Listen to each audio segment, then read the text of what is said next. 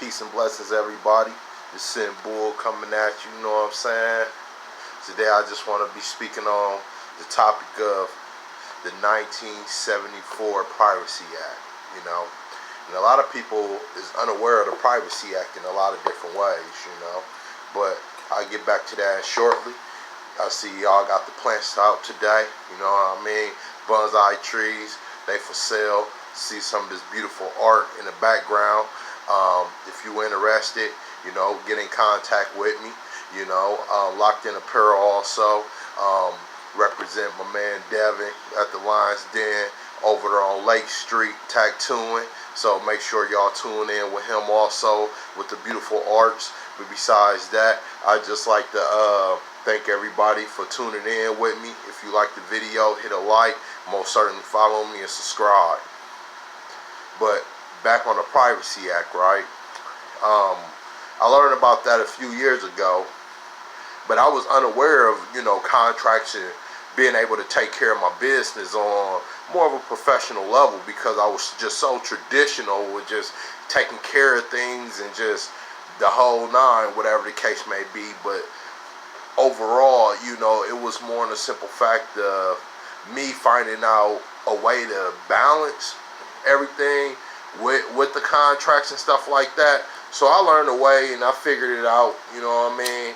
And once I learned about the Privacy Act in 1974, it blew my mind, you know, because it takes you to a whole nother level and direction of knowing who you are, knowing what you're capable of doing, and knowing how agencies gotta act in a certain time, a manner, and not just do things on your time, you know, even with government assistance and stuff like that.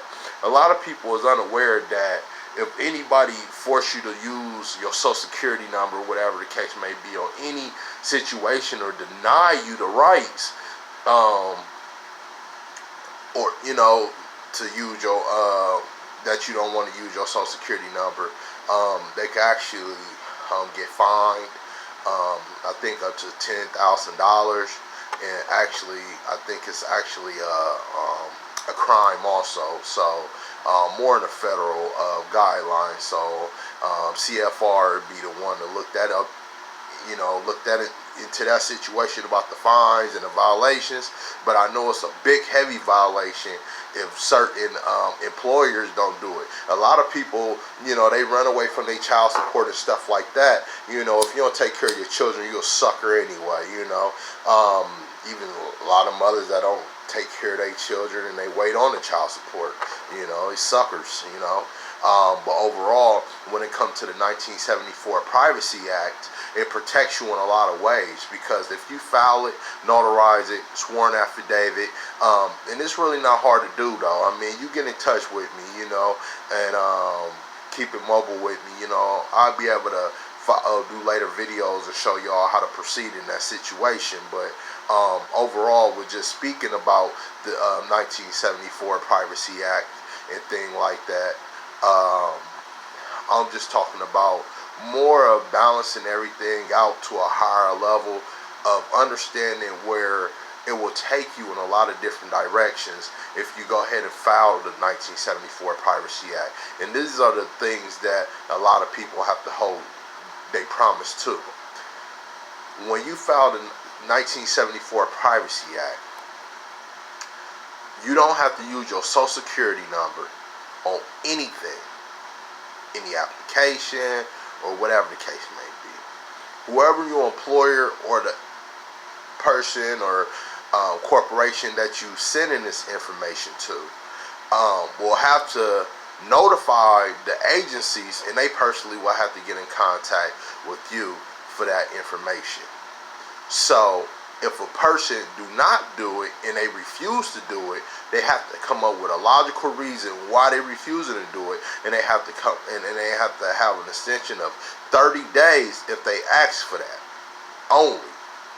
So if they don't fulfill these obligations, you have them under the violation of the Privacy Act of 1974.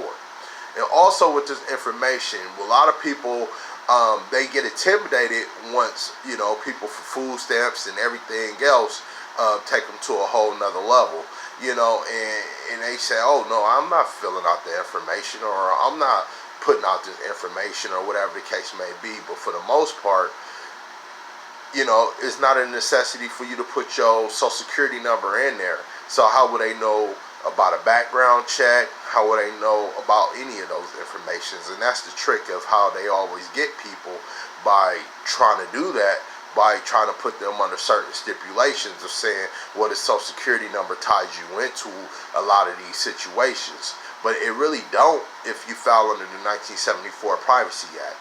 And I would like to go in more in detail though, but I just want to give more of a brief understanding of what will protect you in the long run, what will protect you right now. And a lot of times identity fraud, identity theft, and everything else is taking place. But when you not using your social security number, you under certain contracts, so they gonna make sure they very specific with you. Personally, because that's just how things work. When they deal with contracts, people make sure people are very specific with that. That's just like with me and my tax exemption situations, since I'm not getting taxes took out of my checks and things like that, they are very specific the way that they do stuff. So I feel like it's a balance between you filing your contracts the right way, because if you're not able and keep yourself steady enough to understand what the Privacy Act is, then basically they will violate you in every aspect, and you will be in certain arbitration contracts that you have no obligations to, or no idea that these things are penalizing you, or those things are holding you back from making the moves that you really want to make, just because of the contracts and the obligations that they hold. So I feel like by us understanding the 1974 Privacy Act, it will put us on a higher platform of taking care of contracts and not using our social security number, and everything that any agency or whoever want to find out about us will have to personally contact us to get this information. And a lot of companies, they get sued for not having this information just because they not setting up a platform where they able to protect themselves in any aspect or any category, so they will suffer. And I learned a way not to suffer by, learning about this 1974 Privacy Act to protect myself from all contracts. And I recommend everybody do that in a bigger aspect, to protect their personal life, protect their family, even protect themselves from identity thefts and stuff that's going on right now, because